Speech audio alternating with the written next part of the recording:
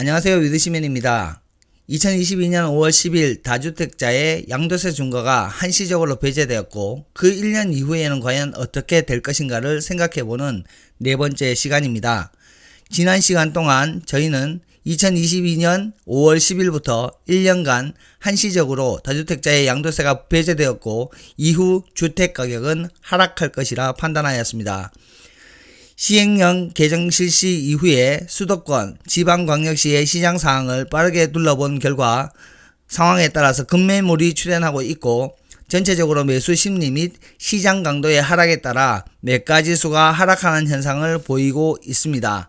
또한 입지 가치와 물건 가치가 좋은 똘똘한 한 채로의 선호 경향이 일어나면서 예를 들면 서울의 강남 또는 용산 또는 재건축 재개발 아파트들 위주로 거래가 되면서 양극화 현상이 일어났고 주택수가 미치는 영향이 굉장히 커지고 있음을 확인하고 있습니다.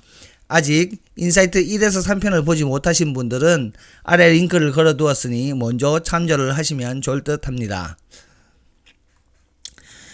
이후에 시장은 어떻게 반응하고 있을까? 오늘은 지방 규제지역에 대해서 분석해 보도록 하겠습니다. 지방은 규제지역과 비규제지역을 나누어서 살펴봐야 될 필요가 있습니다. 당연히 이번 양도세 중과 한시적 배제가 미치는 영향이 규제지역에는 있고 비규제지역은 약할 것이라 판단하기 때문입니다.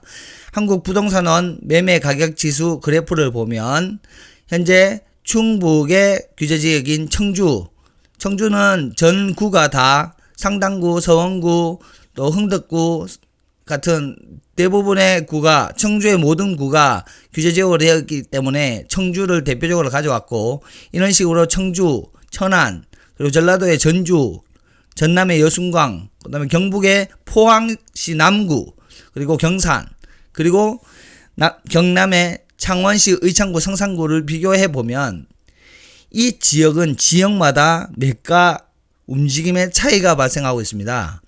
예를 들어 충남의 천안의 경우에는 기존의 투자자가 굉장히 많이 진입한 지역입니다만 최근에 아산을 포함한 천안의 추가 공급에 부담감이 발생함으로써 매매지수가 하락하고 있습니다. 청주는 마찬가지 투자 진입이 과다했고 지금 사실 전북, 전남, 경북, 경남, 충북, 충남 즉 지방에 있는 규제 지역은 이미 많은 투자자들이 진입을 했고 매가가 상승한 지역이기 때문에 규제 지역으로 지정이 됐던 것이죠. 결국 이 지역들이 투자자의 진입이 그동안 과다했음은 동일한 상황입니다. 그 투자자들은 시세 차익을 가지고 있고 이 시세 차익을 실현하기 위한 조건을 이미 갖추고 있는 상황에서 그 이후의 상황이 어떻게 되느냐에 따라서 지역마다 차이가 발생을 하고 있는 건데 두 번째로 청주의 경우에는 청주 자체의 공급이 많지는 않지만 인근 공급에 부담감이 있습니다. 예를 들면 대전이라든지 또 인근 지역의 공급의 부담감으로 인해서 매매지수가 하락하는 것은 아닌데 강보합을 이루고 있다라고 보는 것이 맞는 것 같고 전남 여순광의 경우 여수 순천 광양의 경우에는 해당 지역 자체의 추가 공급이 있습니다. 따라서 천안과 마찬가지로 매매지수가 하락하고 있음을 확인할 수 있고 전주의 경우에는 반대로 공급이 부족합니다. 그래서 투자자의 진입이 과다했음에도 불구하고 지금도 여전히 매매지수는 상승하고 있습니다.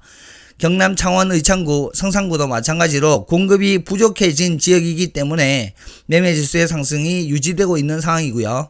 경북 포항시 남구 같은 경우에는 청주와 비슷한 수준인데 근처에 이제 대구가 있죠. 그리고 포항 북구에도 인근 공급이 굉장히 많기 때문에 그 부담감으로 인해서 매매지수가 당장 하락하는 것은 아니나 강보합 수준으로 이루고 있다라고 판단하시면 좋을 것 같습니다. 성공낙찰 전략반에서 제공하는 지수 모니터링 프로그램의 시장 강도를 나타내는 KB 주간시 계열 52주 이동평균선을 보면 시장 강도를 살펴보아도 상단에서 말씀드린 매매지수와 동일한 움직임을 보이고 있습니다. 전남에 있는 여수, 순천, 광양의 시장 강도가 가장 약하고 지속 하락 중이라 0점을 바로 앞두고 있는 상황입니다. 0점을 통과하게 되면 저희들이 말하는 C구간, 즉 하락 구간으로 완연한 하락 구간으로 진입하게 되는 것인데요. 점차 0점에 가까이 이동하고 있는 모습이 보이고요. 반대로 공급이 작은 전주, 창원 등의 시장 강도는 지속적으로 상승하고 있는 것이 보여서 차후에도 매매지수의 상승이 이어질 가능성이 높을 것으로 판단됩니다. 해당 지역의 매가지수 흐름에 있어서 가장 영향을 미치는 것이 오히려 이후의 공급임을 확인할 수 있습니다. 투자자의 진입이 공통적으로 과다하게 일어난 것은 사실이나 향후 공급이 없는 지역은 매가 상승을 하고 있는 부분을 봐서 그렇게 판단할 수 있는데요. 즉 양도세의 중과 일시적 완화보다는 시장의 수급 상황에 따른 더욱 많은 영향을 받는 상황이다라고 판단할 수 있을 것 같습니다. 부동산 지인에서 연차별 아파트의 시세 증감률을 샘플링을 하여 확인해 보았습니다. 조금 잘 볼 수 있는 곳이 천안과 청주라서 확인을 해 봤는데, 천안과 청주의 경우 연차 5년 미만의 아파트는 천안의 경우는 약 2.5%, 청주 같은 경우에는 많으면 3.5%, 작으면 1.7% 정도의 하락이 있는 지역들이 보입니다. 연차 5년 미만의 아파트라 하면 상대적으로 가격이 높은 아파트를 의미하겠지요. 또한 연차 15년에서 25년 사이의 아파트 시세 증감률을 보면 오히려 천안은 2.5% 하락이 아니라 2% 상승한 것으로 보이고, 청주도 마찬가지 2.8% 또는 1.3, 많게는 상당구의 경우에는 3.6% 가까이도 상승을 한 것으로 보입니다. 즉 연차에 따라서 매가의 움직임이 지금 다르게 움직이고 있다는 거죠. 25년 초과의 아파트 같은 경우에는 더욱 심합니다. 천안의 경우 3% 이상, 그리고 청주의 경우 흥덕구는 8% 가까이 상승을 하기도 합니다. 이는 공시가격 1억 이하의 아파트가 시세를 주도하고 있는 것으로 파악이 되고, 또한 그러한 물건은 향후에 나올 양도세 중과 배제와는 전혀 관계가 없고, 취득세 측면에서도 중과세가 면제되기 때문에 투자자의 진입이 원활해서 매수세가 계속 살아있고, 따라서 매수 시세가 계속해서 매가가 계속해서 올라가고 있는 현상이지 않나 라고 판단을 할 수 있습니다. 광역시, 수도권 광역시와는 달리 지방의 공시가격 3억 이하의 물건은 양도세 중과의 대상에 해당하지 않습니다. 또한 다른 양도세 중과 지역의 물건을 매도할 때도 주택수에 포함되지 않습니다. 즉 3억 이하의 물건들이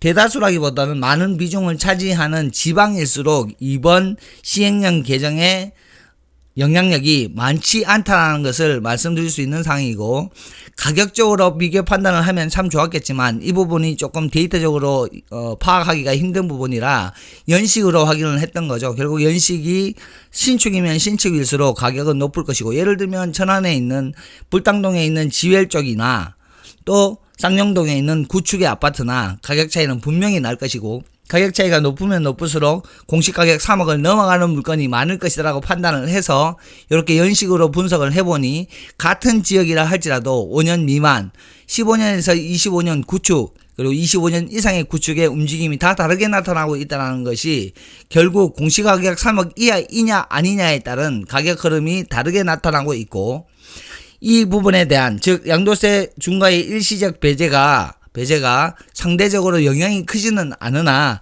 특정한 물건에 대해서 영향을 미치는 거고, 결국 이는 수도권과는 반대의 양극화가 일어난다. 무슨 말이냐면 수도권은 똘똘한 한 채, 입지 가치와 물건 가치가 높은 똘똘한 한 채로 움직이는 수요가 있다면, 반대로 투자자는 규제 지역의 규제를 회피할 수 있는 물건 가치와 입지 가치가 낮더라도 이를 회피할 수 있는 곳으로 매수세가 몰리고 있어서 수도권과는 정반대의 양극화가 일어나고 있다라는 부분으로 파악할 수 있습니다.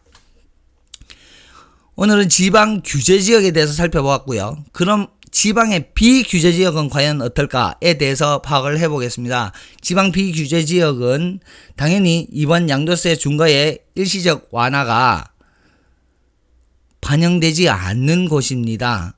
반영되지 않는 곳입니다. 다만 지방의 공시가격 3억 이상의 물건들은 주택수로는 포함이 되기 때문에 이들 간의 움직임도 한번 살펴보아야 할 것 같습니다. 과연 지방의 비규제 지역은 현재 시장 상황이 어떤지 5번째 시간에 정리를 해서 말씀드릴 수 있도록 하겠습니다.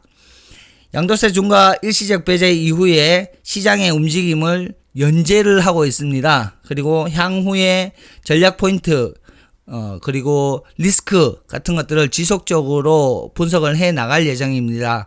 많은 관심과 또 좋은 말씀 부탁드리겠습니다. 질문도 좋고요. 그리고 댓글도 좋습니다. 많이 의견 주시면 그 의견 반영해서 또 많은 자료로 인사드릴 수 있도록 하겠습니다. 오늘은 여기까지 하겠습니다. 감사합니다.